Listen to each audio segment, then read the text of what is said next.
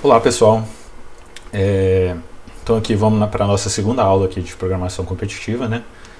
O tema de hoje vai ser STL e algumas coisinhas assim de C++, mas tipo, não é uma aula explicando como é que funciona a linguagem, sei lá, algumas dicasinhas e tal.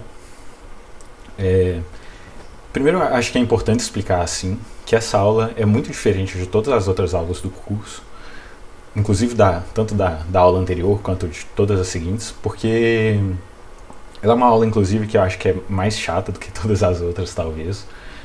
Mas é uma aula muito importante, que ela vai ser uma aula expositiva. Então, o que eu quero com essa aula aqui? É o que eu já vou começar a falar agora. Não, vai ser depois.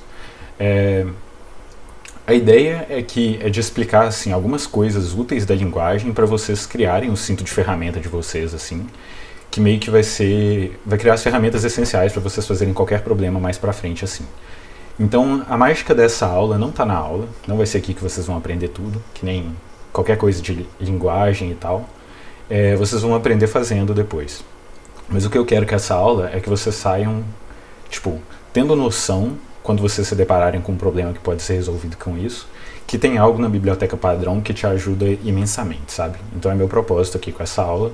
Então o que eu vou fazer é apresentar um tanto de funcionalidade que já tem pronta na linguagem, embutida na biblioteca padrão, e eu espero que assim, à medida que vocês forem resolvendo exercícios e tal, vocês vão compreendendo cada dia mais a importância de dominar a biblioteca padrão. E é isso, assim. Então, acho que eu preciso explicar isso. É uma aula expositiva, então ela vai ser mais longa, um pouco mais chata, e não vai ter nada, assim, tipo, especialmente lógico e tal, que vai ser o tema de todas as outras aulas seguintes. Então, é uma aula diferente, mas ela é importante. Então, vamos lá. Então, o esquema que a gente vai ter é assim, problema motivador, eu ensino algumas coisinhas e depois eu resolvo o problema com vocês. Então, acho que a parte mais legal, assim, vai estar nos problemas. Então, vamos lá. O nosso primeiro problema é um problema do OBI, que é um problema bem legal, assim. Foi o primeiro problema interessante, assim, que eu resolvi em programação competitiva. E o que ele dá? Ele vai te dar um número N de botas. E o que cada bota é aqui, basicamente? Então, ele vai me dar 4 botas.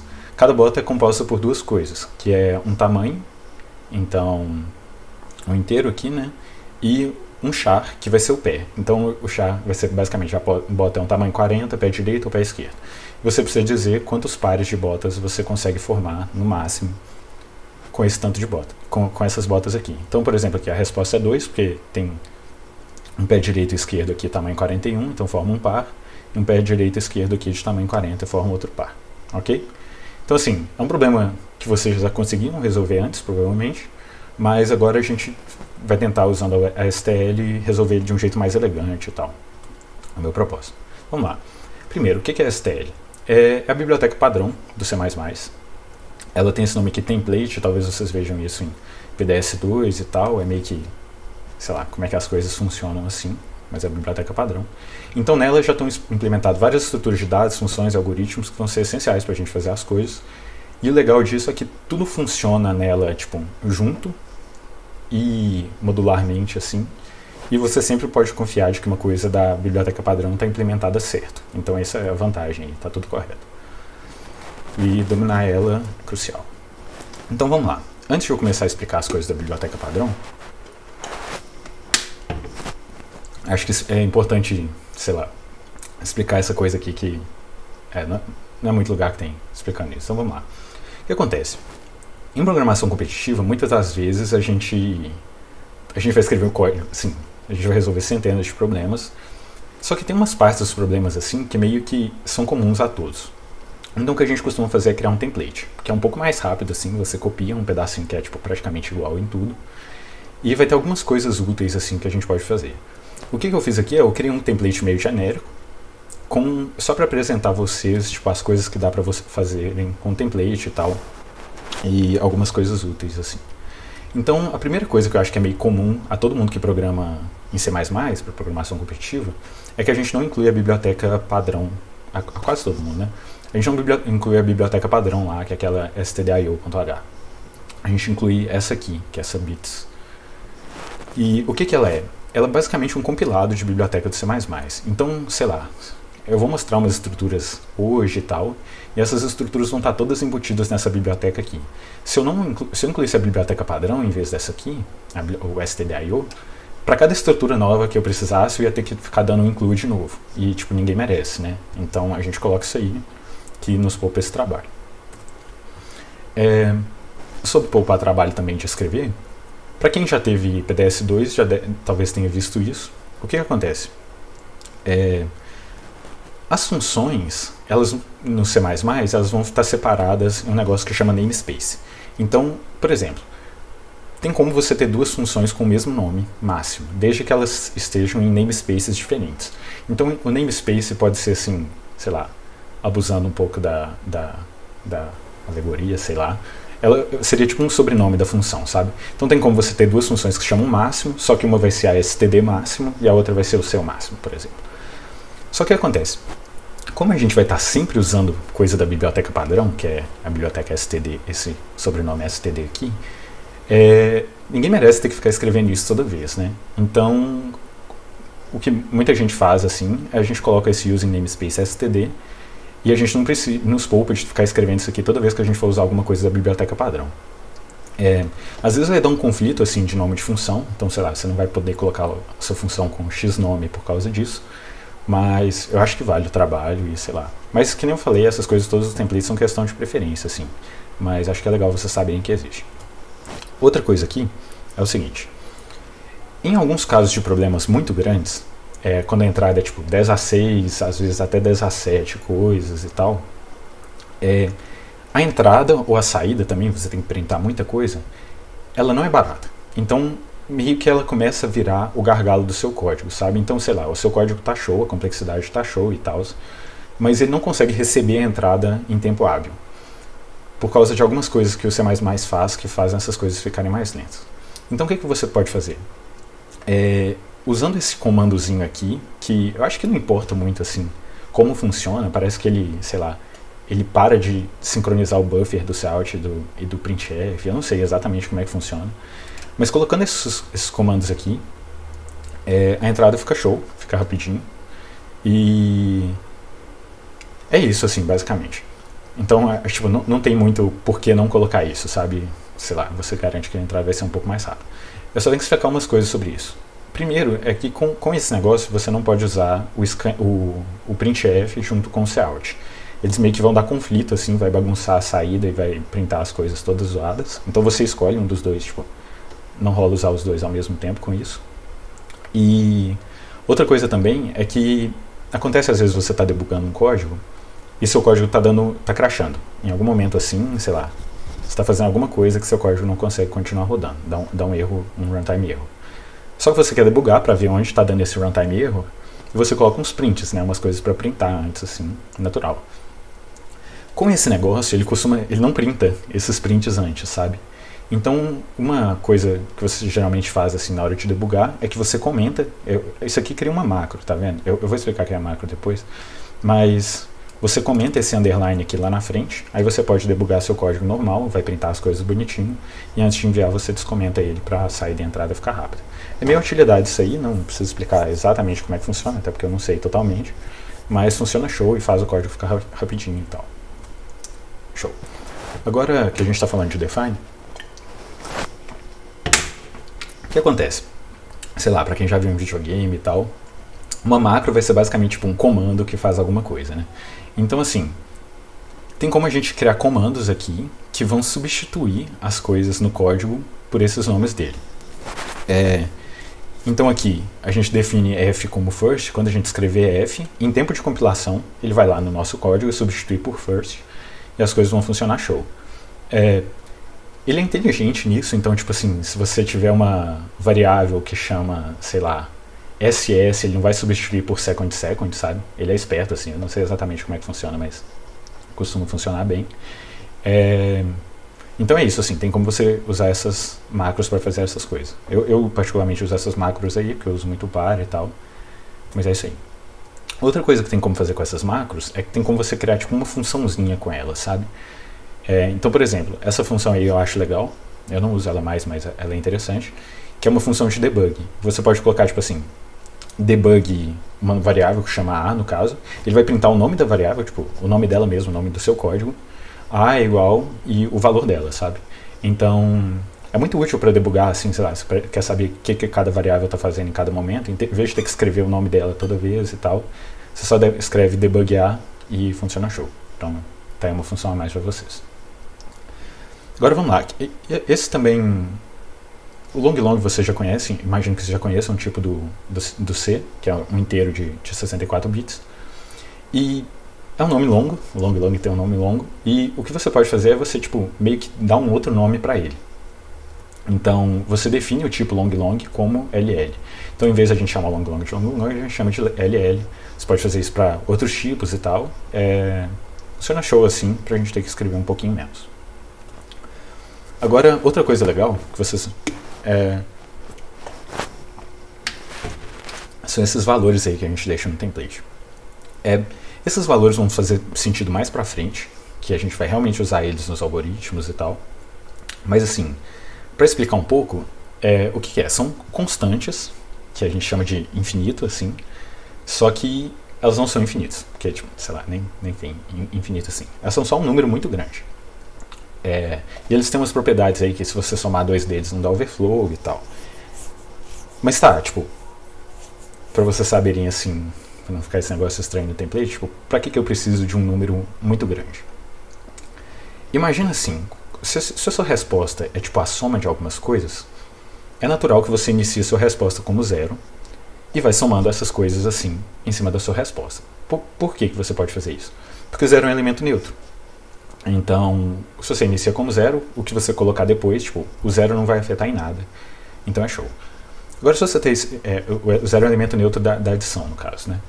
Se sua resposta é tipo multiplicativa, tem multiplicando coisas, você pode iniciar sua resposta como 1, que 1 é o elemento neutro da multiplicação, e 1 não vai afetar em nada os resultados posteriores assim. Então, é show você iniciar com 1. Agora, o que acontece? Eu vou explicar mais pra frente as funções máximo e mínimo. Só que assim, zero, tipo, não é uma função, não é um elemento neutro para função mínimo, por exemplo. Para função máximo. Tipo, o máximo entre menos 1 e 0 é 0. E para ele ser neutro teria que ser menos 1, né? Então o que pode ser um elemento neutro para função máxima e mínima? Para função mínima a gente podia colocar um elemento muito pequeno. Muito grande, desculpa.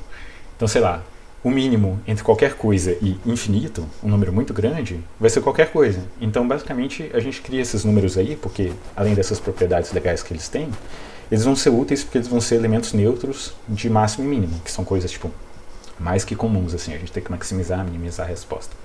Então, basicamente, a ideia aí desses dois valores que eu falei, as utilidades deles vão estar mais pra frente, mas tá aí o negócio, então é bem show.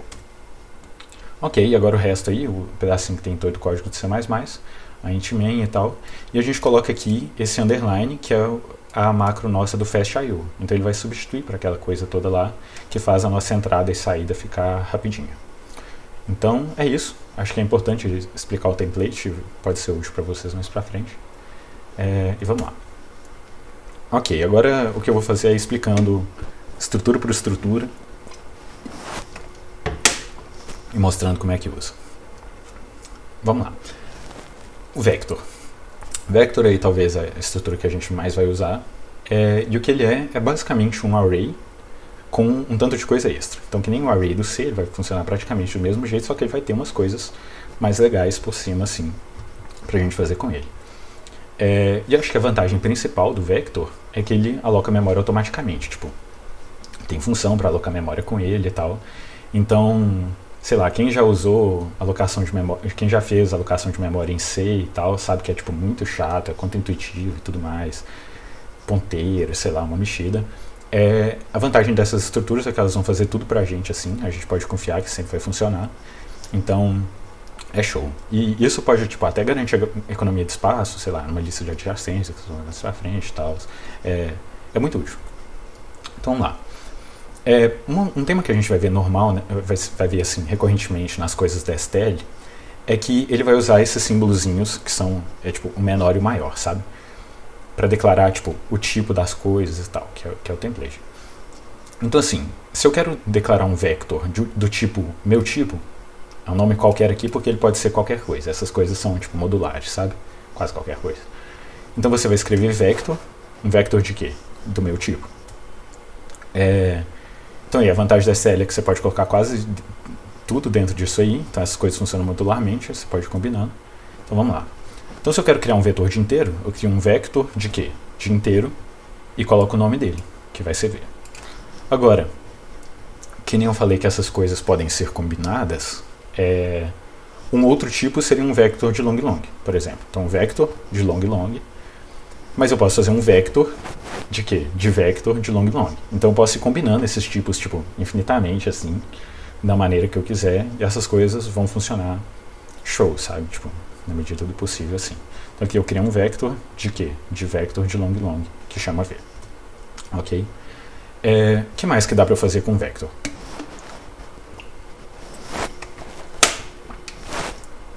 Tem como eu escolher o tamanho inicial dele enquanto eu estou criando. E a gente vai fazer com um parâmetrozinho assim, entre chaves. Então, para criar um vetor de inteiros V de tamanho N, eu coloco um vetor de inteiros, o nome V, e aqui do lado eu coloco esses parênteses aqui, que são os parâmetros da função que vai construir esse cara aqui. E o primeiro parâmetro vai ser o tamanho, então de tamanho N ele vai ser iniciado com ele em elementos. Você também pode escolher o valor inicial desses elementos quando você cria o vetor. Então, aqui, nesse caso, eu estou criando um vetor de long, que chama V. O primeiro parâmetro é o tamanho, então ele vai ter N elementos, e o segundo parâmetro vai ser qual que é o valor inicial de cada elemento. Então eu já seto os valores inicialmente como 1. Ok? Então, essas coisas assim, vocês vão pegar mesmo na hora que forem usando e tal, mas é bem legal, eu acho que é relativamente intuitivo. E o legal é que as coisas funcionam parecidas, assim, entre as estruturas diferentes e tal, então é show. Ok. Para acesso, o vetor vai funcionar exatamente que nem um array, então a gente vai usar a chavezinha aqui, o colchete, né? Então, por exemplo, aqui eu criei um vector de int. Então, assim, um vetor de vetores é uma matriz, né? E como é que é essa nossa matriz? Ela vai ter 10 linhas, então esse primeiro vetor aqui, ele tem tamanho 10, e agora eu vou escolher qual que é o valor inicial da coisa que está aqui dentro, né? E o nosso valor inicial, ele é o quê? Como isso aqui é um vetor de int, eu quero que o valor inicial vai ser um vetor de int também, né?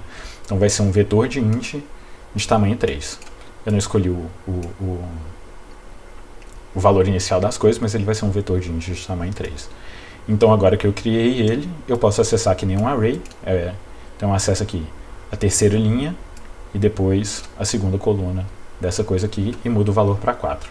Então, assim, apesar de ter essa sintaxe que pode parecer um pouquinho estranha a princípio, é sempre pensar nessa modularidade, tipo, um vector de quê? De tal e tal. E depois ele está funcionando que nem um array de arrays, que seria lá no C. Okay? Outra coisa legal, talvez aí um método que a gente vai usar muito no vector, é esse pushback. O que ele vai fazer é bem simples. Ele vai colocar o elemento que a gente colocar dentro do parêntese aqui no final do vetor. E você não precisa preocupar, tipo assim, sei lá, o vetor tem tamanho N e eu coloco um elemento no final. Ele vai aumentar o tamanho do vetor para poder caber esse elemento novo, sabe? Isso aqui é o de 1 amortizado, ele faz uma mágicazinha aí, então isso sai barato. Então é legal que você não tem que preocupar com a alocação. Então, por exemplo, se a gente tinha um vetorzinho aqui que é 0, 1 e 2, a gente dá v ponto. Então o ponto vai ser meio que para acessar as funções que tem da classe, sabe? Então aqui, v ponto pushback, então vai ser essas funções de classe a gente chama de método, para quem não fez PDS2. Então o pushback o quê? O 3. Então a gente colocou o 3 aqui no final do vetor, intuitivo, né? Pushback, colocar atrás. Ok. Outro método aí que a gente vai ver comumente, tipo, acho que quase todas as classes da STL, é o ponto size, que ele faz exatamente o que faz sentido que ele faça, ele vai retornar o tamanho do objeto. Então, por exemplo, se você vê aqui, ele tem 4 elementos, a gente printa o tamanho dele, ponto size, vai sair 4, ok? Então a gente acessa a funçãozinha dele aqui, o método size, e ele vai retornar o tamanho do vetor, ok? Sem muito segredo, né? Agora que a gente já falou do vetor, vamos para o pair, que é uma estrutura, uma classe muito útil e muito simples assim. O pair, ele faz exatamente o que o nome diz. Ele é um par de elementos que podem ser de dois tipos diferentes, e o que torna as coisas bem mais show assim. Ele vai facilitar que a gente implemente muita coisa. Então, ele costuma ser útil quando você tem duas informações linkadas assim. Então, tipo, esquerda, direita, eixo x, eixo y, destino da área S e o peso, tipo, muitas coisas você consegue pensar assim, que são duas informações que estão juntas. E o par permite você manter elas juntas sem problemas assim. Tá ok, gente? Eu acho que é muita coisa assim, eu tenho que ir um pouquinho rápido com a aula, mas acho que depois, se vocês prestarem, tipo, na hora de fazer o exercício e tal, acho que as coisas vão fixando melhor. Mas vamos lá. A sintaxe do par também vai usar esse menor e maior. Então, para a gente declarar um par P em que o primeiro elemento é do tipo 1 e o segundo é do tipo 2, lembrando, os elementos podem ser de tipos diferentes, eu escrevo pair de quê? Tipo 1, primeiro elemento, tipo 2, segundo elemento, uma vírgulazinha aqui, e o nome dele que é P. Então, eu posso criar um par que chama P, em que o primeiro elemento é um inteiro, o segundo é um long. Normalzinho aqui, né? Acho que é intuitivo. Vamos lá. Você pode atribuir um valor assim, de uma vez num par, usando chave, tipo, então, P é igual a isso aqui não é O de 1 necessariamente, depende dos tipos aqui, mas ok. Então, por exemplo, criar um par P de int para long com os valores iniciados em 1 e 0. Então aqui o primeiro valor vai ser 1, o segundo vai ser 0. Parzinho aqui, show. Então a gente agora já sabe como cria, já sabe como atribuir um valor para os dois juntos. Mas agora a parte importante do par mesmo é que você tem o primeiro elemento e o segundo elemento, né? E para acessar você usa .first e .second. Só que a gente criou uma macro lá em cima, não sei se vocês lembram, que é o ponto, em vez de escrever first, a gente só escreve F, e em vez de escrever second, só escrevo S. Eu uso muito esse aqui, então eu gosto. E o acesso é o de 1, show. Então, por exemplo, aqui, a gente pode criar aquele parzinho mesmo de cima, né, 1 e 0, só que eu mudo o primeiro valor para 2, então ao invés de ser 1 vai ser 2, e eu printo os valores aqui depois, então... Antes seria 1, 0, só que eu mudei o valor aqui, 2, 0. Ok? Acho que, tipo, não tem muita coisa o que dizer assim. Acho que a gente vai ver mais sentido nessas coisas na hora de implementar. Mas tá aí, muito útil. O par. Então vamos lá. Agora, só mais uma função e a gente já vai resolver um exercício aí. Vou fazer um negócio. Então agora o que eu tinha falado, as funções máximo e mínimo, que vocês já conseguiram implementar em C assim, mas tem uma função pronta para facilitar as coisas. E o que elas fazem? Elas vão receber um ou mais parâmetros do mesmo tipo, isso é importante. Então, sei lá, se você colocar um inteiro e um long, o compilador vai chiar, vai dar um erro infinito lá. Então você tem que fazer typecaching, alguma coisa assim, só do mesmo tipo. E que sejam comparáveis, tipo, sei lá, se você criar um struct seu, você tem que dar um jeito delas de comparar, qual que é menor e maior. E ela vai retornar o maior e menor entre eles, né, respectivamente. Tranquilo. Então, por exemplo, aqui, eu posso criar um inteiro A que eu vou atribuir a ele o valor que é o máximo entre 2 e 3, que vai ser o 3, normalmente. E o B que vai ser o mínimo entre 2 e 3, que é o 2, assim. Então, é intuitivo, né? E é muito útil, assim. Tipo, você consegue fazer isso com uma funçãozinha de comparação e tal, mas ter isso pronto, tipo, quando você já tem um código gigante, ajuda muito. Agora, um detalhe importante é que tem como você comparar pares também. Mas o jeito que ele faz, vai aparecer mais pra frente também, é que ele vai comparar primeiro o primeiro elemento. Então, olha quem que é maior ou menor entre os dois. E se eles forem iguais, ele vai desempatar pelo segundo elemento, sabe? Então isso pode ser útil, assim, você pensar nesse raciocínio. Tipo, ele olha o primeiro e qualquer coisa ele desempata pelo segundo aí. Pode vir a ser útil nas implementações de vocês. Você também pode comparar mais de dois elementos usando chave. É um pouco feiozinho assim, mas então aqui, ao invés de ser o máximo só entre dois elementos, eu posso usar essa chavezinha aqui, comparar vários elementos de uma vez, então vai ser o máximo desses vários elementos aqui, o B o mínimo, naturalmente, né, o máximo 4, o mínimo 1, funciona show. Então aí funções simples, mas que podem fazer a nossa vida mais fácil.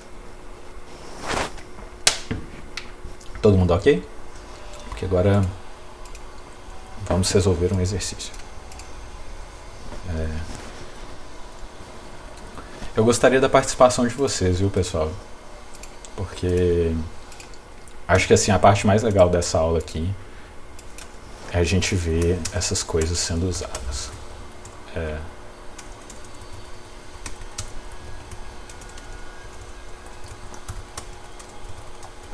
Vocês lembram do problema direitinho? Aqui o meu template. Posso explicar o problema de novo? Pode sim. Se eu posso explicar. Foi mal. Tá. Acho que eu vou na. Tem o textinho, né?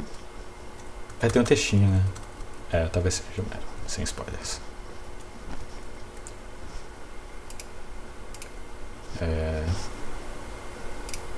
Show. Tá. Tem uma história grande aqui. Mas, basicamente, olha. A gente vai receber um número N de botas. E vai receber o tamanho da bota, que é um inteiro entre 30 e 60. Os soldados têm pés bem grandes. E o segundo caractere aqui, que vai ser um char, que vai ser só D ou E. Então é um pé direito ou um pé esquerdo. E você tem que retornar quantos pares eu consigo fazer no máximo. Então esse caso aqui é até mais legal que o caso de cima. Por exemplo, eu consigo fazer um par aqui tamanho 38, tem um pé esquerdo e um pé direito. Mas nenhum outro eu consigo fazer um par, sabe? Olha, o 40 são dois pés direito, o 37 não tem par e o 39 também não tem par. Alguém tem uma ideia de como resolver esse problema? Eu preciso olhar o chat, né? Pode ampliar a fonte? Posso ampliar a fonte.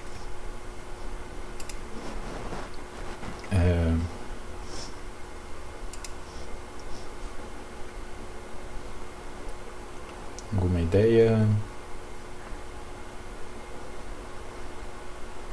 Uma lista de pares.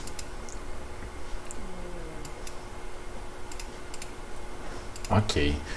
Vamos primeiro olhar aí o que vai ser a resposta desse negócio.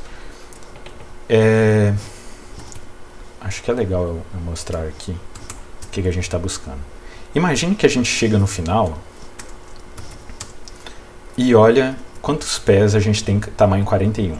A gente tem 5 pés esquerdos, por exemplo, e 6 pés direitos, tamanho 41.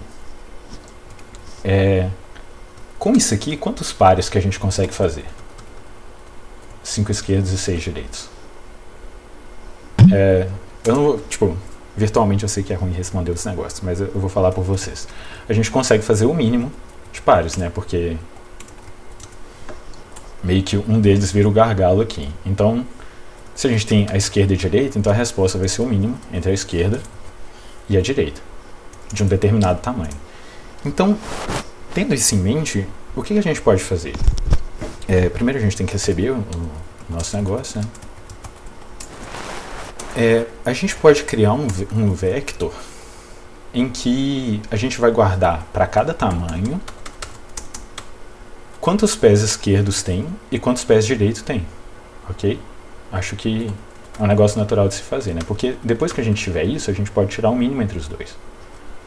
Porque é o mínimo que é a resposta. Se alguém tiver alguma coisa a falar, eu preciso olhar aqui, né? Quantos sapatos de tamanho médio são esquerda ou direita? Exato.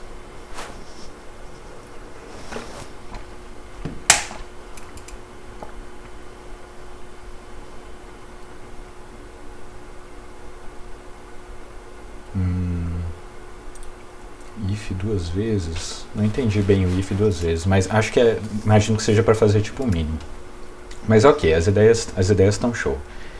Então, como é que é o jeito que eu vou programar isso aqui? Naturalmente eu vou usar as coisas que a gente aprendeu agora. Eu vou fazer um par de inteiros, que vai chamar botas, que vai ser as minhas botas. E o que acontece? O tamanho máximo da bota vai ser 60.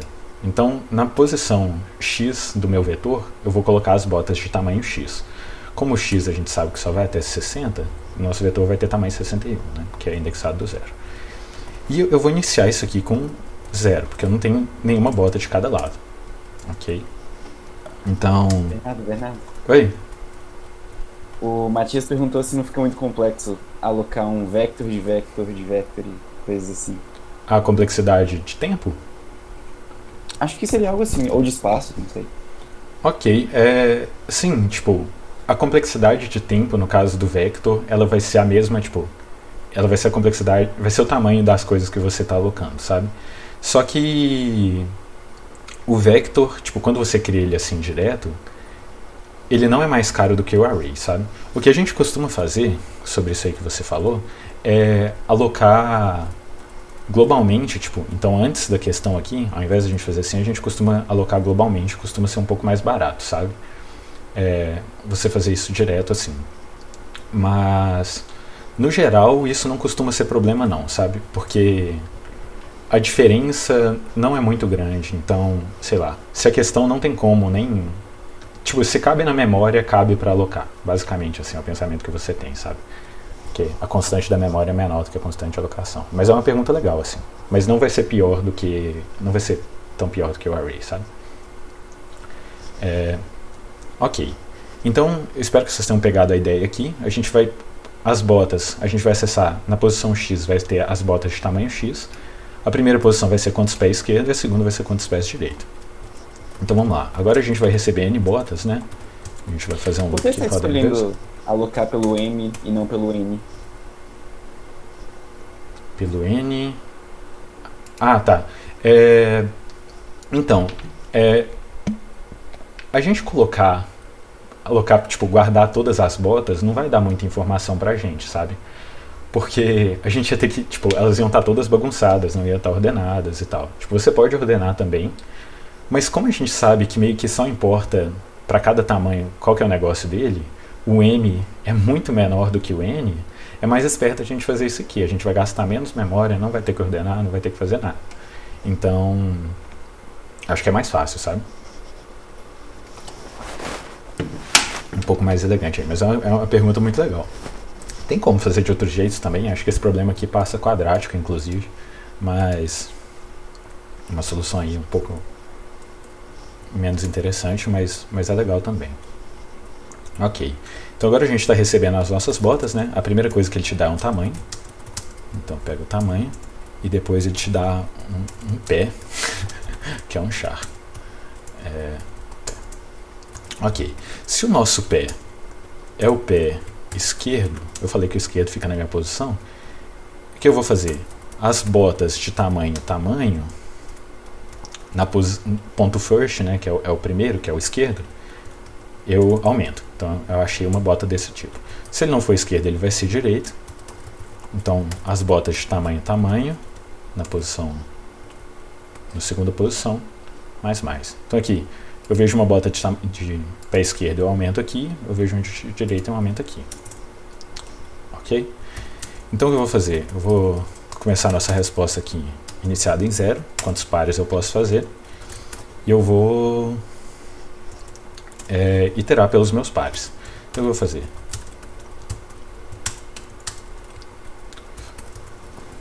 então aqui, para todos os elementos de botas, ok? O que eu faço? A resposta vai aumentar o mínimo entre as botas na posição I, ponto first, as botas na posição I, ponto second. Então aqui, para cada tamanho, eu estou olhando quem que tem mais, tem o esquerdo ou o direito, e eu somo isso na resposta. Então aqui, tamanho 41, eu tenho 5 pés esquerdos, então eu consigo fazer 5 pares a mais, que é a nossa resposta, né, quantos números de pares.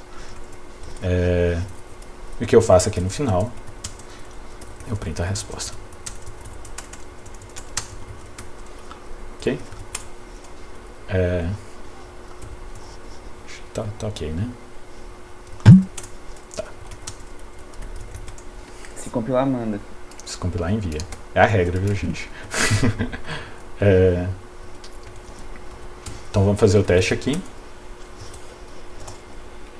Deu certo.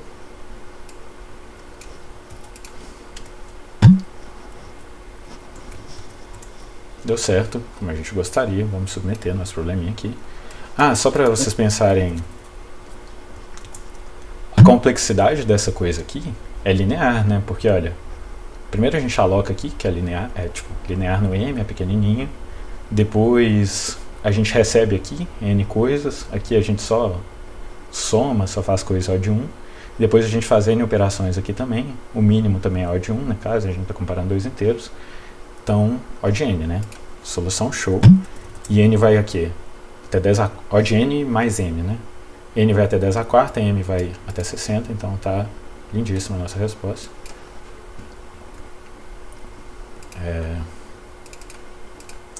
Botas.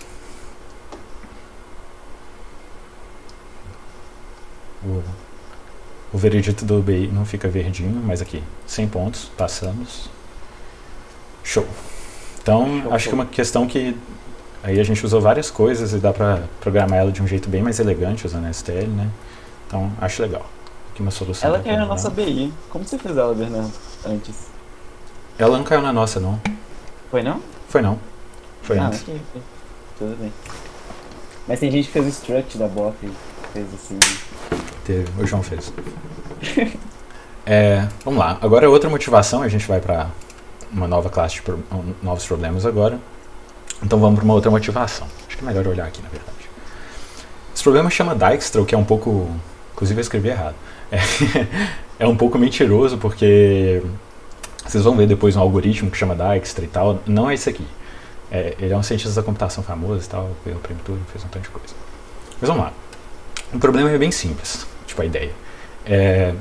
Você recebe um tanto de joia, representada por strings, de abre parênteses e fecha parênteses, são bem sem graças. Você tem que dizer quantos tipos diferentes de joia você tem. Então aqui, a resposta nesse caso aqui é 3, eu tenho 3 joias diferentes. E quais são? O abre, abre, abre, abre, o fecha, fecha, fecha, fecha e o abre aqui. Então, tem o abre, abre e o fecha, fecha. Os tipos diferentes de joia. A gente tem que ignorar a repetição aí. E a gente vai ver umas coisas agora que vão facilitar muito a nossa vida. Ok, vamos lá. Então, uma coisa aí que tinha em C, mas em C é bem pior e tal.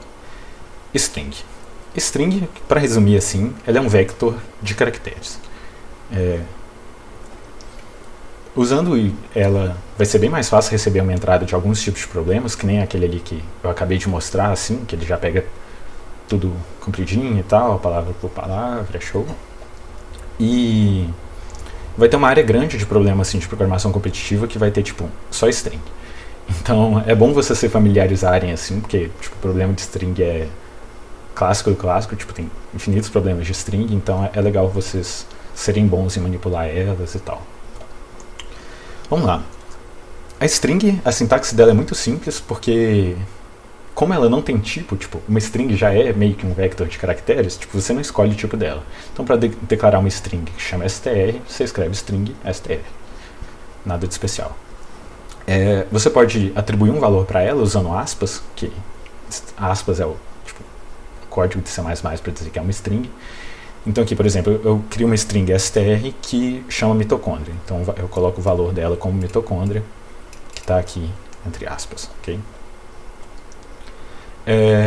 Também tem como comparar duas strings usando igual igual. A maioria das coisas dá para usar igual igual para comparar, mas eu estou mostrando na string. Então aqui, um exemplo.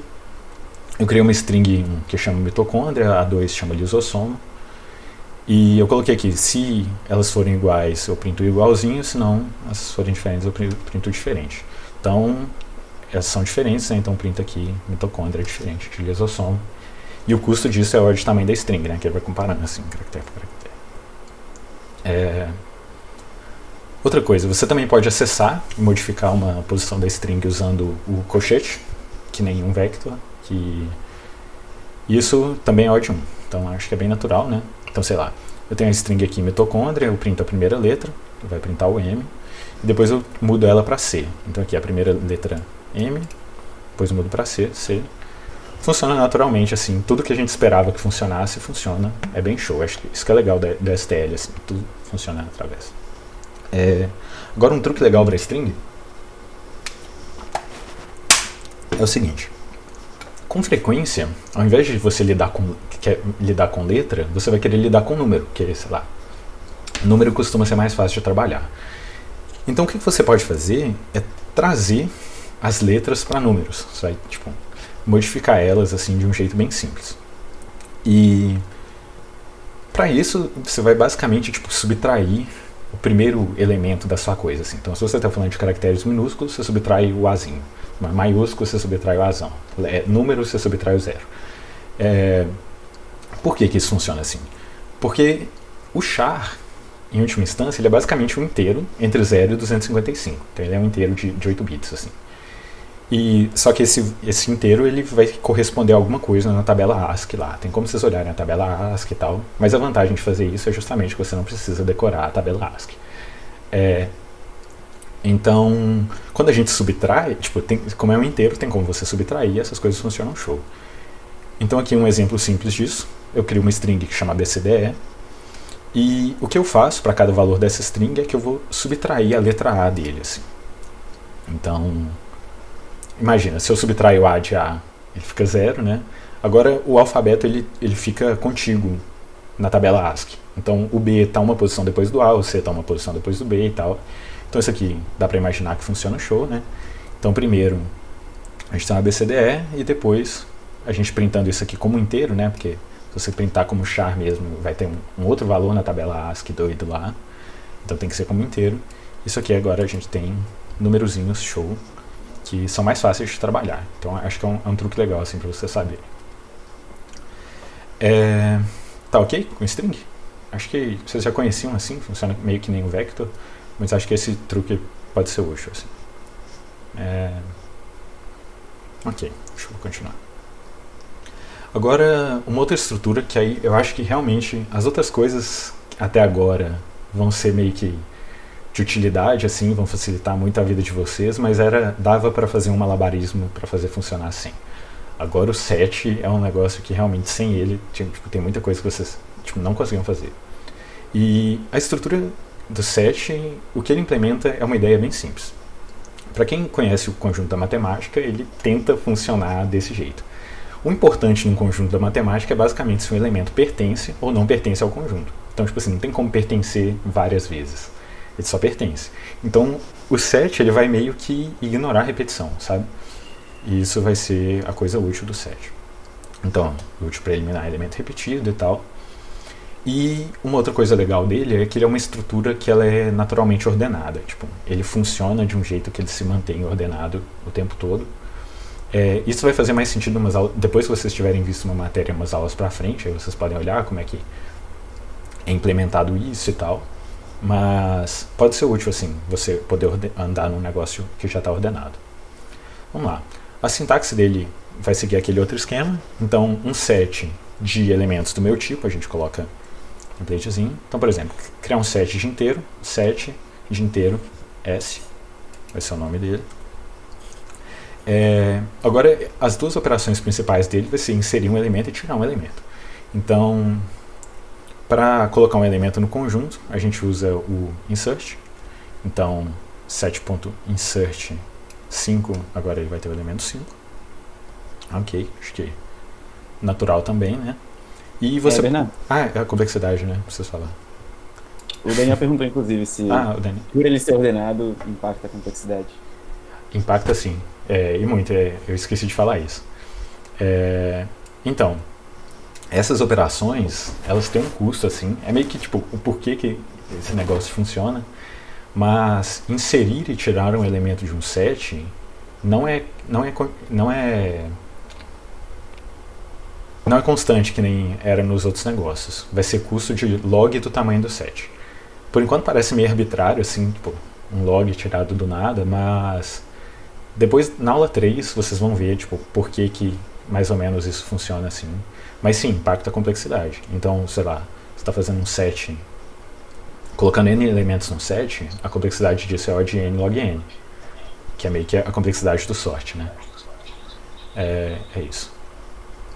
Então, o erase, você apaga o elemento, né? Também vai ter custo log. Então, por exemplo, agora o exemplozinho aqui que eu fiz.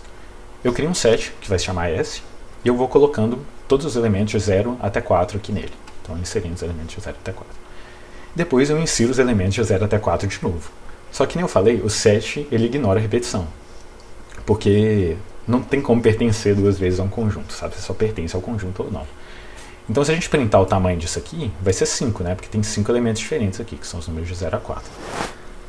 Mas aí eu posso depois apagar o 2, o elemento 2, e eu posso printar o tamanho de novo. E vocês podem pensar aí qual que vai ser o negócio. Mas é 4, porque apesar de eu ter inserido 2 duas vezes, é como ele só estava guardado uma vez no meu set. Agora eu tirei ele, não tem nenhuma vez. Ok? Então, é isso assim, é bem útil para contar quantas coisas diferentes tem e tal, essa estrutura ordenada e é show. E agora eu acabei de perceber, inclusive, nesse momento, que está faltando um método muito importante da classe set, que é você verificar se o conjunto, se um elemento está ou não no conjunto. Vocês me desculpem por isso aí. Eu acho que eu vou adicionar depois no slide, mas tem um método que chama count, que você vai contar quantas vezes esse elemento aparece. Então se o elemento estiver lá, vai retornar 1, e se ele não estiver lá, ele vai retornar 0. É isso, eu esqueci de colocar, mas vai ter no slide depois, eu prometo. Tá ok? Vamos resolver o exercício agora? Quero ver se tem alguém falando alguma coisa. Nossa, impacta sim. Ok.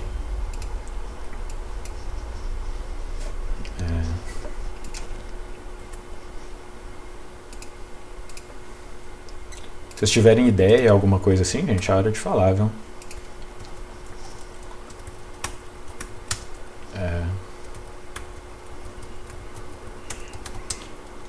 Esse limite de caracteres até 10 a sexta, será se não usasse o FastIO se passava ou será se dava TLE?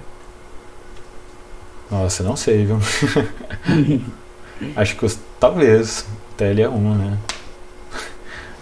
Eu vou preferir não arriscar com chance de passar. Mas é verdade, talvez. Vamos lá. Gente, essa questão eu acho que não precisa de muita coisa assim. Eu vou deixar tipo, pra vocês verem a importância da STL, eu vou deixar meio um pseudo desafio, tipo, tentem pensar como resolver esse problema sem essas coisas da biblioteca padrão, sabe? Esse problema, tipo, ele é um problema bem difícil. Como você tentaria? Não sei. Eu não sei, tipo, eu implementaria o set. Mas parece um pouco que se fosse tentar fazer de um jeito normal, tipo, o Eduardo deu a ideia de, sei lá, mapear cada uma dessas strings para um número. Só que isso seria legal, mas o número, essas strings podem ser grandes, né? Então não cabe no inteiro, não cabe em nada, basicamente, assim. Eu lembro de uma pessoa tentando resolver, que ela tentou fazer, tipo, abre parênteses como sendo 1, fecha como sendo 0, e representa isso como tipo, booleanos do inteiro. Só que o problema é que vai até 10 a sexta, e a gente precisaria de um inteiro que vai de 2 até 10 a sexta, né? Tipo, não funciona, sabe? É um problema difícil, assim. E mesmo se depois disso, tipo, a verificação seria, sei lá, quadrática. É complicado, sabe? Dependendo. E a INC, tipo, se fosse fazer, sei lá, uma matriz de char, tipo, como ele não nos dá qual é o tamanho máximo ou qual é o comprimento máximo desses caracteres, dessas strings... Teria que ser uma matriz muito grande. Uma matriz 10 a 6 por 10 a 6 para garantir isso aqui. Não dá. E aí teria que alocar dinamicamente. E aí... Sim. Eu vou deixar de desafio, assim, gente. É difícil. Um desafio. Agora, sim, com as coisas que a gente tem, esse problema vai ficar muito fácil. Que nem o Caio apontou aí, dá para fazer um set de string. Não, em C não, vai ser em C++. O C é o desafio para vocês. Então, vamos lá. Então a gente cria uma string, que vai chamar str. Não, mentira. São joias, né? Então vai chamar joia. E o que acontece? Esse problema aqui é um tipo de problema que não aparece mais muito hoje em dia, mas é uma dica legal para vocês terem. Ele não dá quantas strings vão ter no começo. Então, como é que a gente faz isso? A gente coloca um while sem joia. O que isso aqui vai fazer? basicamente, enquanto tiver coisa para ler no arquivo, ele vai lendo e colocando no joia, ok? Então, sei lá, chegamos no fim do arquivo e isso aqui sai. Então, é uma dica importante aí, vocês vão lidar com esse tipo de problema. Então, o que a gente vai fazer? A gente vai criar um set de strings, que é o nosso tesouro. Que o tesouro são as strings diferentes. E toda vez que eu leio uma joia, eu insiro essa joia no meu tesouro.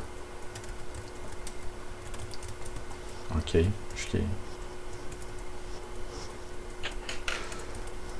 E pronto, né? Agora o set eliminou todas as joias repetidas, por assim dizer. Só tem joias únicas. Então o que eu posso fazer é printar qual que é o tamanho do meu tesouro. Que isso aqui vai funcionar. Show.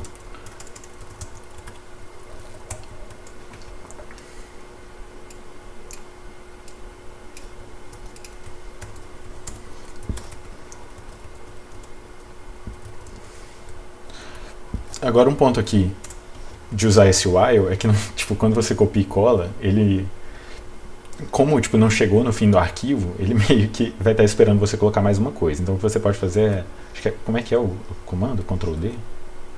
Ctrl D você vai inserir um fim de arquivo aqui e ele vai dar a saída. Ou o que você pode fazer também é criar um arquivo que eu já criei e colocar a entrada nele. Então eu vou rodar o meu arquivo aqui, o meu código com um arquivo de entrada que eu criei, que eu chamei de Dijkstra.in1, que aí vai funcionar do mesmo jeito, sabe? Então aqui deu a saída certinho. Vamos submeter o nosso código.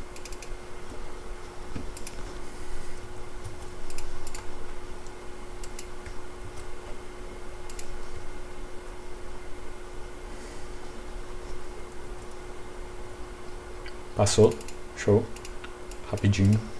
Então, vamos prosseguir. Tá ok, gente? Você falou da complexidade, Bernardo? Ah, não falei da complexidade. Foi mal. Teria que...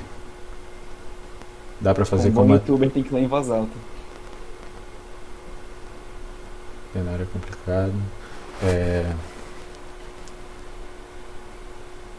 Você criar um vetor de chá.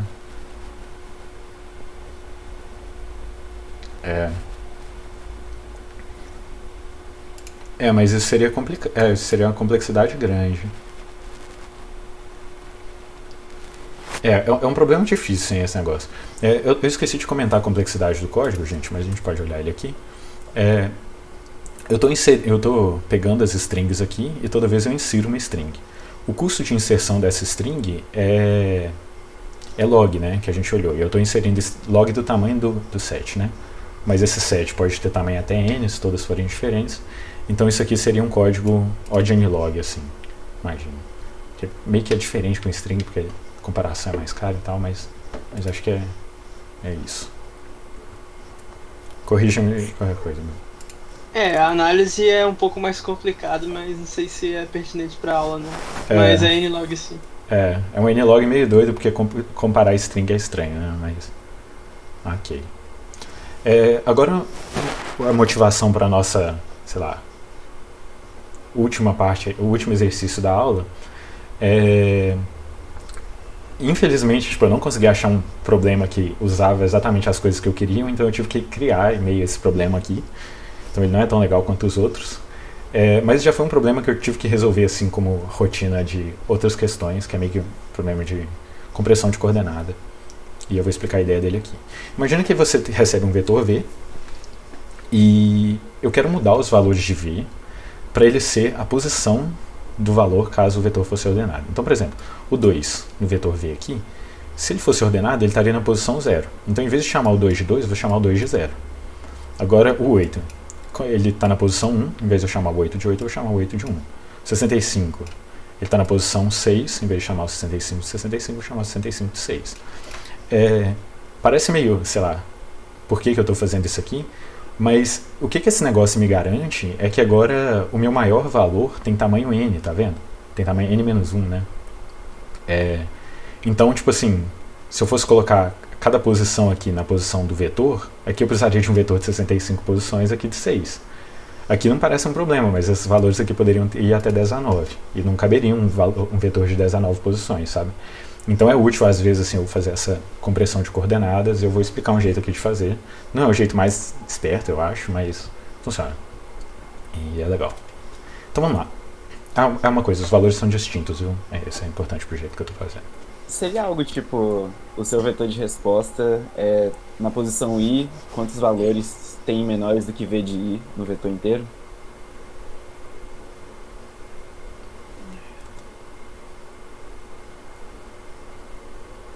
Não sei. Tipo, o 8 tem um valor menor do que o 8, então... Tá, também. Realmente. É um outro jeito de pensar. Ok, então vamos lá. Map. Esse map aqui eu acho que é uma das estruturas mais úteis assim, para implementação de todas, que dá para você fazer meio que tudo com ele. É bem show. Então, a ideia dele vai ser o seguinte. Eu gosto de pensar nele meio que como uma generalização de um vetor. O que acontece? O vetor, ele vai ser basicamente um negócio que você usa para poder acessar uma posição com um número, com um índice.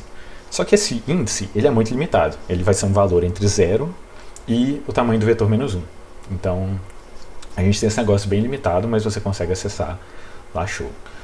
Agora o map, ele vai meio que generalizar esse negócio, porque o ponto é que você vai poder colocar como índice meio que qualquer coisa, basicamente. Então, sei lá, eu posso acessar a posição menos 1, eu posso acessar a posição batata, eu posso acessar, tipo, assim, dado um tipo no C++, né, eu posso acessar uma posição qualquer coisa. Então meio que ele generaliza esse acesso do vetor a um custo, mas pode ser muito útil em função de implementação, assim, quando seus valores podem ser qualquer coisa e tal. Implementação. E outra coisa, o jeito que isso aqui funciona é que nem o do set, ele é naturalmente ordenado também, então pode ser útil às vezes, quando você está resolvendo uma questão. Então vamos lá. O map, você vai escolher dois tipos para ele na hora de declarar, usando o mesmo negócio, que vai ser a chave, que a gente vai chamar que é o índice de acesso, basicamente, qual que é o tipo do índice do acesso, e o segundo tipo vai ser o valor mesmo. Então, sei lá, o segundo tipo é que nem o tipo do vetor, agora o primeiro seria o novo índice, o tipo de índice que a gente está criando. Então, por exemplo, para criar um map que chama MP de string para inteiro, a gente vai usar map de string, vírgula, inteiro, então acessa com string e muda o valor de inteiro. Para acessar a posição x de um map, sendo x sei lá o que, você vai usar o colchete também, que é o nosso negócio padrão aí de acesso. E diferentemente do vetor, aí é a coisa importante do map, e que ele funciona tipo, parecido com o set, o custo disso vai ser log. Então, justamente por ser essa estrutura ordenada e tal, o custo disso aí vai ser log, mas a gente pode acessar uma posição de qualquer jeito, então tem vantagens também.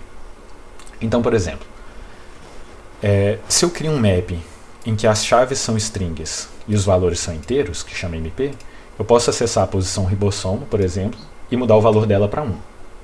E depois eu printo o valor do map na posição mitocôndria e a posição ribossomo. Mas você fala assim, eu não criei a posição mitocôndria. Como é que ele está printando alguma coisa aqui se eu não criei essa posição? O que ele faz? Um map, quando você acessa a posição, ele já cria ela, tipo, você acessa, tendo ela ou não, ele cria ela. Só que com que valor ele cria ela? Ele vai criar com o construtor padrão desse cara aqui. Tipo, o que é o padrão desse cara? E no caso do inteiro, o padrão do inteiro é 0. Então, ele vai criar ali não existia a chave mitocôndria, ele cria a chave mitocôndria e seta ela como 0. Agora a ribossomo a gente já tinha criado e colocou 1, então vai ser 1 aqui, show. Então, vocês já podem ver a utilidade nisso aí, em contar quantos elementos aparecem, tipo, porque tal, muitas coisas podem ser feitas com map. Ok, agora a função sort, que, sei lá, clássica aí, e já tem uma implementada na linguagem, que é bem show e tal. A complexidade dela é o adn log n, e o que ela faz é a coisa mais intuitiva possível, né? Ela ordena os elementos em um range. A sintaxe é um pouco estranha, porque ela usa esses caras aqui que são chamados iteradores, tipo, não funciona de um jeito estranho, mas o que eu fiz nesse caso aqui foi, honestamente, tipo, eu decorei, porque é um pouco intuitivo e, sei lá, você não tem que entender exatamente como tudo funciona, então Por exemplo, se você quiser ordenar o vetor inteiro, você vai do começo de V até o fim de V, vetor V, né? E ordena ele todo. Agora, se você quer ordenar só n elementos, tipo do início até mais n elementos, você vai do começo, depois do começo mais n elementos, intuitivo também, né? E você também pode passar um terceiro parâmetro para a função sort, que vai ser, tipo, qual que é a comparação, qual que é o comparador que eu quero. Então, sei lá, você pode comparar as coisas do jeito que você quiser, você basicamente retornar aqui um menor cara aqui. Eu não vou explicar como é que faz isso, mas tem esse aqui pronto, que é o greater, que ele vai ordenar ao contrário. Então ele vai, em vez de ordenar menor para o maior, ele vai ordenar do maior para o menor. Aqui no nosso caso, o vetor inteiro. Ok? Então, sei lá, tá aí a função sort, funciona show. Assim aí. E agora eu vou resolver esse meu exercício mudando valores usando isso. Ele não é tão legal quanto os outros assim, mas é.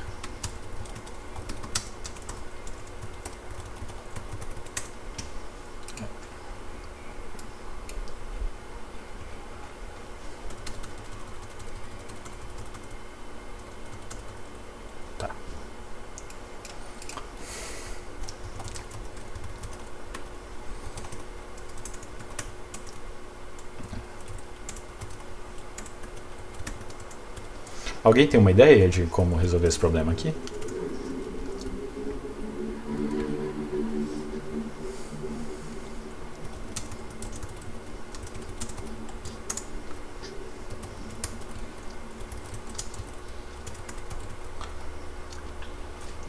Preciso olhar, né?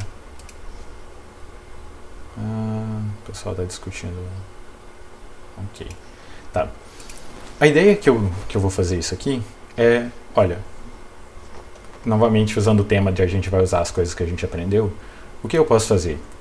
Eu ordeno esse vetor, então eu crio esse vetor aqui mesmo, e eu vou criar um map que vai se chamar, tipo assim, ele vai dizer qual que é o novo índice do meu vetor original, sabe? Então eu vou falar que o novo índice do 2 é 0, o novo índice do 8 é 1, o novo índice do 15 é 2 e tudo mais.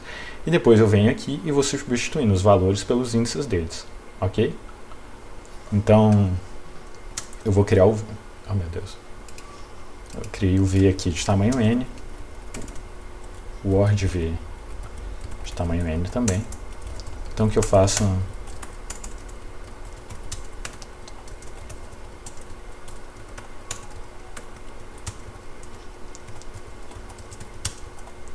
Eu recebo a posição I, eu vou dizer que o OR de V na posição I é a mesma coisa que o V na posição I, porque eu ainda não ordenei o OR de V, né? Então eu preciso fazer dois vetores iguais. Agora, naturalmente, a gente aprendeu a função sort. Eu posso ordenar o OR de V. Então, pensa. Como eu criei ele com tamanho n, eu posso ordenar ele inteiro. Então, agora ele é exatamente esse vetor aqui que a gente gostaria que ele fosse. E o que eu vou fazer? Eu vou criar um map que vai ser de inteiro para inteiro, então ele vai dizer que, dado esse inteiro aqui, qual que é a nova posição dele, ele vai chamar novo índice. Então, qual que é o novo índice do meu negócio?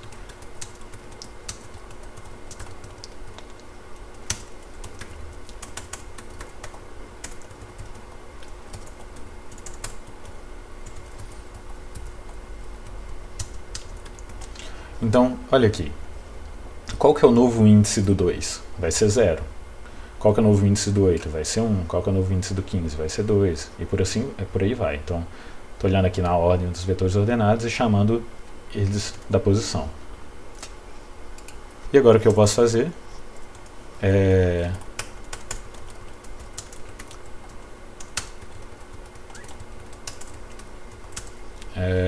eu digo que V na posição I é igual ao novo index de V na posição I.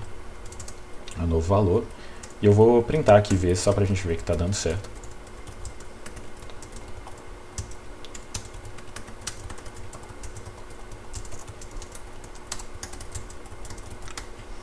Ok. Então...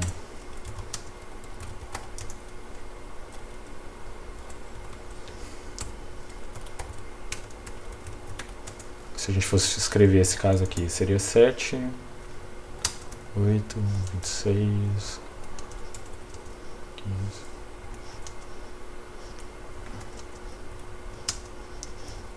15. Isso. E ele faz exatamente o que a gente gostaria, a um custo de...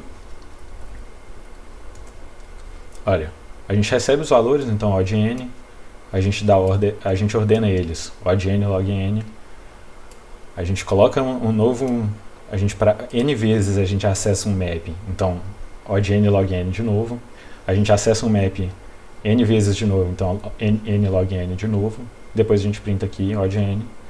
Então, como aqui tudo é soma, a gente pega o maior, né, que é O de n log n. Então, a gente consegue resolver esse problema aí. Show. E agora a gente tem as comprimadas comprimidas. No fim das contas, o que você fez foi ficar pegando os índices e jogando de um vetor pro outro, né? Sim, sim. Tem outro jeito de fazer, acho que até mais esperto, assim, provavelmente mais barato, de certa forma. Dá pra fazer com pair, né? Com pair. Mas acho que esse é um jeito legal, assim.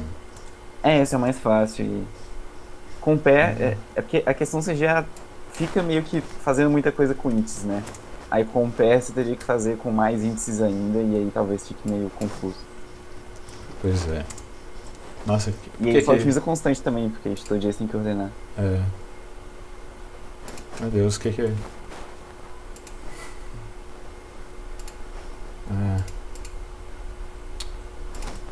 Gente, desculpa, o que eu fiz aqui?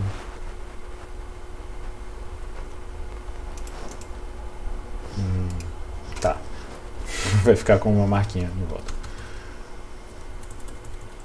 Tá, agora a gente já terminou os exercícios aqui, eu só vou fazer uns comentários extras e algumas coisas que eu acho que é legal saber. O C++ tem uma funcionalidade que chama auto, e o que esse cara vai fazer? É basicamente que ele vai permitir que você declare uma variável sem declarar o tipo dela. Não funciona que nem no Python, que tipo assim, sua variável pode ser qualquer coisa e ela fica mudando durante o código e tal. Isso aqui é em termos de compilação. Numa situação que tem como o C++ inferir qual que é a variável que você está usando, sabe? Então, por exemplo, se você coloca uma string numa variável, ele consegue ver que essa variável tem que ser uma string, sabe? Mas não é que nem um Python, porque isso fica funcionando dinamicamente e tal. A vantagem disso é porque vai ser fácil iterar por set map. Porque o set map, tipo, não tem como você iterar exatamente, né? Você não pode iterar num map que ele vai criando a chave de tudo e tal. Você quer iterar pelos elementos que já existem. Então, para isso, as próprias classes têm uns negócios que iteram, que chama iterador, mas esses negócios têm uma sintaxe bizarra e tal, é contra-intuitivo, e o auto vai fazer isso tudo funcionar bonitinho pra gente, fácil. Eu não vou entrar muito nas particularidades disso, mas vai ser ensinado em PDS 2. Só quero que vocês saibam que existem, assim, eu vou mostrar rapidinho como é que funciona. Onde a gente vai usar o auto, assim, que ele é mais legal, é nesse negócio que chama Range Based For.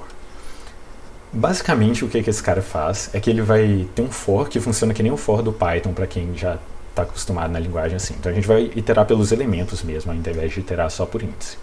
Então aqui no vector, a gente pode... O range vai funcionar como? A gente usa esses dois pontinhos aqui. O auto, olha, a gente está iterando pelos elementos do vetor. Então o auto, como ele sabe que v é um vetor de inteiros, ele adivinha que o i tem que ser um inteiro também. Então, na hora que a gente for printar esse cara aqui, a gente vai printando os inteiros, que o i vai ser os inteiros da coisa. O auto, ele simplesmente pega aqui, descobre que é um inteiro e substitui por inteiro. Então, você pode colocar int aqui, ia funcionar normalmente também, sabe? Mas a vantagem está quando a gente usa uns tipos estranhos. Uma coisa, para quem está acostumado com função também, esse cara aqui, ele é pego por cópia, sabe? Então, não é o i de verdade, é uma cópia do i, digamos assim. Então, para que você, quando você querer mexer no valor original, você vai usar esse símbolozinho aqui, que é o símbolo de endereço. A gente vai passar por referência. Então, aqui, a gente cria o mesmo v, só que agora a gente está andando pela referência do i, então é o i de verdade, e a gente está substituindo o i por i mais 1. Se a gente não fizesse com esse cara aqui, ele não ia substituir o i, ele ia substituir a cópia do i. Então, agora, na hora que a gente itera aqui, em vez de ser 0, 1, 2, vai ser 1, 2, 3, funciona do jeito que a gente esperava. Show. Fácilzinho, né? Tranquilo de mexer. Mas agora que vem a parte legal assim do auto, que a gente pode iterar para essas estruturas estranhas, assim. Por exemplo, eu crio um set de par de int para char. E eu coloco 2 elementos nele, o 2a e o 1b. E agora eu vou iterar por esse cara aqui. O que acontece? O meu set é um set de inteiro para char, de par de inteiro para char. Então o auto aqui, ele vai perceber que o p tem que ser um par de inteiro para char. Então como é um par, a gente vai printar o primeiro elemento e o segundo elemento. O primeiro elemento um int, o segundo um char. E a saída vai ser exatamente isso. Ele printa um b e printa 2a. Agora uma coisa legal aí, não sei se vocês separaram, é que ele printou os negócios na ordem oposta do que eu inseri. Que não aconteceria num vetor, por exemplo. O vetor printaria na ordem. Tipo, se você tivesse dado pushback. Acontece que eu expliquei para vocês que o set é uma estrutura naturalmente ordenada. Então ele ordena esses caras aí dentro. E quando ele ordena pares, ele ordena pelo primeiro elemento. Como um vem antes do 2, ele coloca um antes. E se os dois fossem empatados aqui, ele se empataria pelo segundo elemento. Mas ele olha primeiro o primeiro. Então, é isso. Funciona show. Agora o range based do for, do map, tem como a gente fazer isso também. Então eu criei um map aqui que vai de inteiro para char. Na posição 2 do map eu coloquei o B, na 1 eu coloquei o A. E agora a gente vai iterar por esse cara aqui. Só que, no caso do map, o auto vai funcionar de um jeito diferente. Porque assim, além do valor, você tem a chave. E é legal você saber a chave do negócio. Então, ao invés de ele te retornar um char, ele vai te retornar um par, em que a primeira posição é a chave e a segunda posição é o valor. Então, nesse nosso caso aqui, ele vai printar, na chave I a gente tem o número A, e na chave 2, na chave 1 a gente tem o número A, a letra A, e na chave 2 a gente tem a letra B. Que também é ordenado, né? Como vocês podem ver, é ordenado. Show? Agora, a última coisa aqui, eu vou passar por isso aqui bem rápido. Eu acho que essas estruturas são menos importantes que as outras, assim, tipo, as outras você tem que saber, tipo, agora, as utilidades vêm um pouco depois, assim, é bem menos usado. Mas eu vou explicar elas rapidinho, elas são meio que irmãs, e é natural que elas fazem.